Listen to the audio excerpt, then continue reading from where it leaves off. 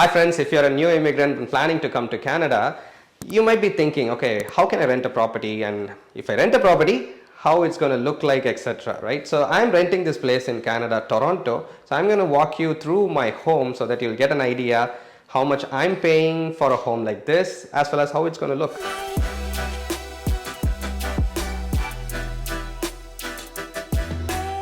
This home is situated in York area in Toronto, very close to Keele and Eglinton, actually south of Keele and Eglinton, in between High Park and Keele and Eglinton. And I'm paying, this is a 1.5 story home. Usually homes are, 1 story or 2 story. This is actually 1.5 story.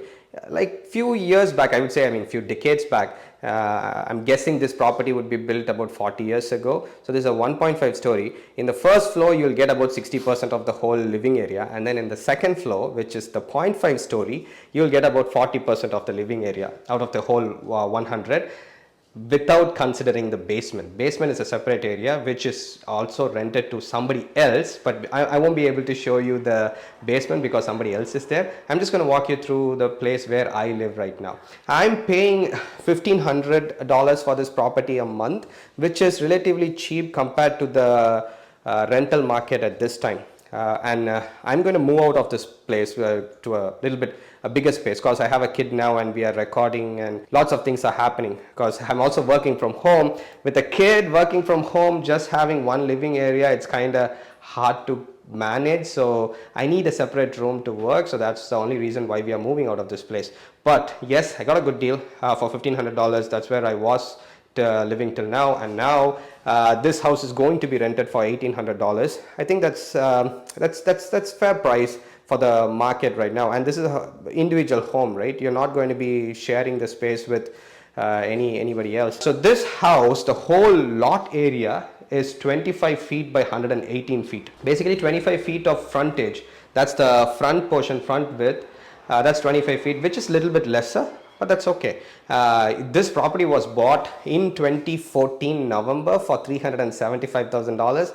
The price right now, if they put it out for sale at this time, it's going to go for more than $1 million, at least $1 million, which is like almost 3 times the price in this, how many years? About 8 years, right? It's crazy. Toronto market is crazy. Anyways, so that's the whole area and about the pricing and all those things. Let me quickly show you the hall area. That's the living area, and then let's go upstairs. As soon as you enter the house is the living area, and all these furnitures, by the way, most of them I bought this in IKEA. All the tables, these are I think 100 inches, and this one is also 100 inch, and that one is a 200 inch. That's the longest table in IKEA, so I have that one.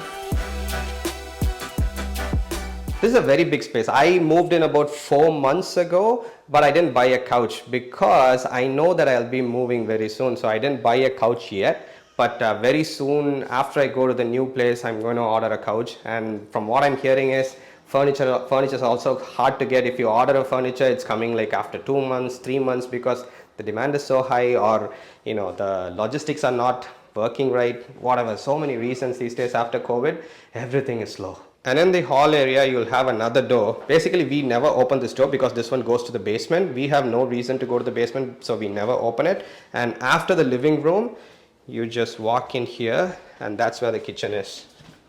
Well, before the kitchen, you get the stairs to go up to the bedroom and the washroom. So this is the kitchen. A nice fridge. One good thing which I like about this property is it has a gas stove.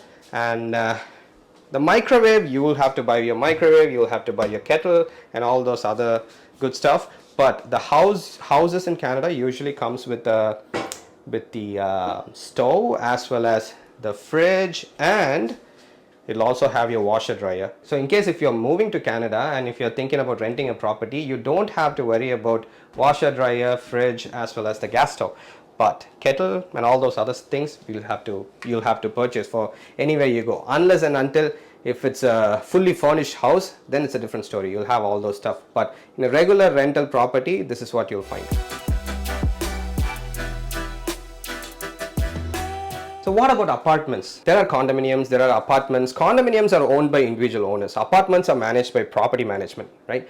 In condominiums, what you'll find is you'll find the washer dryer sitting in a corner inside your living unit. But in apartments, usually the washer and dryer are kept in the basement, which is shared by all the unit members, and also that's going to be like a coin laundry. So you'll need to have your coin, or these days you can get, a lot of condos, they give you the card, so you top up your card and then you tap it whenever you use your washer or dryer. That's also possible. That's in apartment. But in condominium, you'll have your washer dryer inside your unit, and also you'll get the stove, and it's the same concept. You'll need to buy your microwave. Oh, in a lot of condominiums these days, it comes with a microwave. Apartments, it doesn't come with a microwave. You'll need to buy your microwave. All right, let's go to upstairs.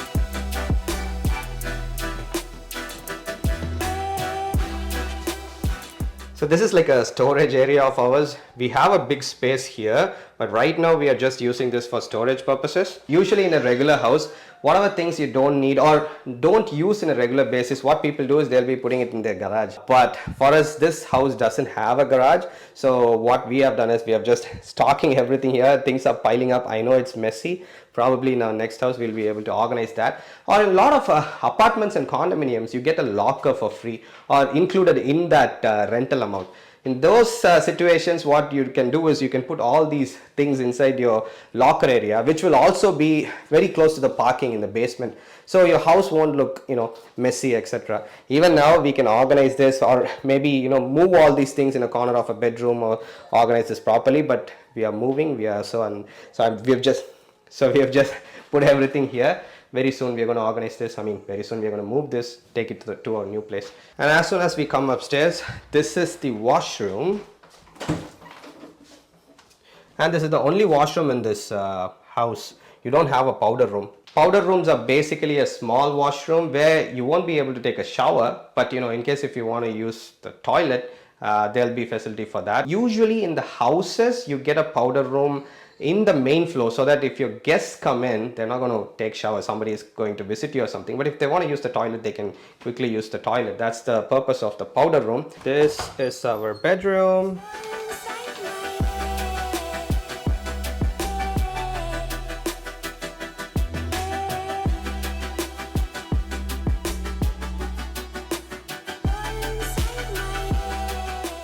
This is actually a big bedroom, but the only downside of this is, you have this slanted ceiling.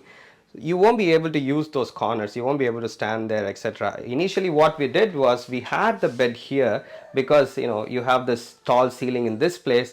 But what happened was we were not able to use both the corners, like this corner as well as this corner. So what we thought was, okay, why don't we move the bed to the other side, so we won't be able to, we are not going to stand over there, right? So we're just going to lie down. So we moved the bed here. Now we have plenty of space to walk around. And since this area we are not able to move to that corner, walk to that corner, we put wardrobes over here so that we can use that, basically cupboards, all IKEA.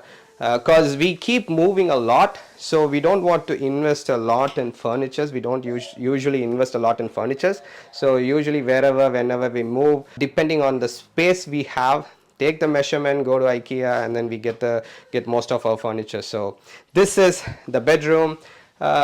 This is also a wardrobe from IKEA. So all the furnitures in this house, we purchased that.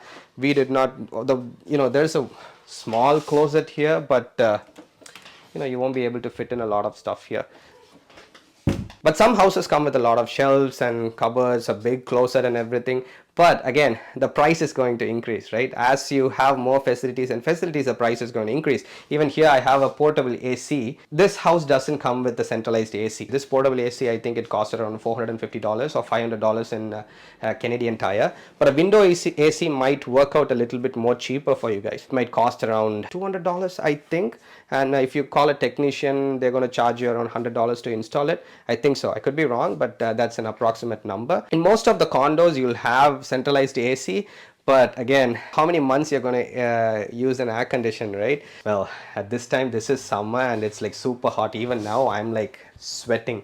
Condominiums have air condition, but apartments usually they don't have air condition. So either you will have to install a window AC, or you have to buy a portable AC like this. Other point which you need to note in portable AC is it's going to come with a long big pipe which you need to put outside your window so that the hot air goes out. Right now I've dismantled it because anyways we are going to move out, and also it was not looking that great. So I've removed it and I put it in that storage area over there. So this is pretty much the house where we live in. I live in Canada for about 10-11 years now. I moved to Canada in 2010, but in 2021 I was fully in India. I packed everything, and for a personal work, what I did was I went to India and we were there for about 10 months. That's when my son was born. We were there for 10 months, and then I moved back and pretty much setting up everything from scratch. So we took this property on a temporary basis, month to month. Usually you get a 1-year contract. Whenever you go to a new place or a new apartment, you sign up for a 1-year contract. Luckily, since I had connections, my realtor Akilan, what he did was he got me this house for a month-to-month basis. So I've lived here for like 4 months now, and we got another property, so we are moving out. That's all. But this is like a super economical house for a newcomer. For basements you might get much cheaper price. You might even get for 1500, 1200, 1500. Even for lesser prices you will get basement. But depending on the price, as it goes down, it'll be in a far off place, outer, in the suburbs of Toronto, or the facilities in the basement will be less. Some problems in the basements will be, it'll be either too cold or too hot, and you won't have proper ventilation, not proper windows. In this house, you'll be able to see, like, we have huge windows, and they already have the blinds installed too. So in case if I want to close it, I can close it, no problem. So everything has its pros and cons. So we had a lot of pros in this house, but the only con which we have is, since we have a baby and since I'm working from home and we are taking a lot of videos, we have to move to a new place. But that's all. All right, I'll also show you the backyard of this house so that you'll know how much area we have in the backyard.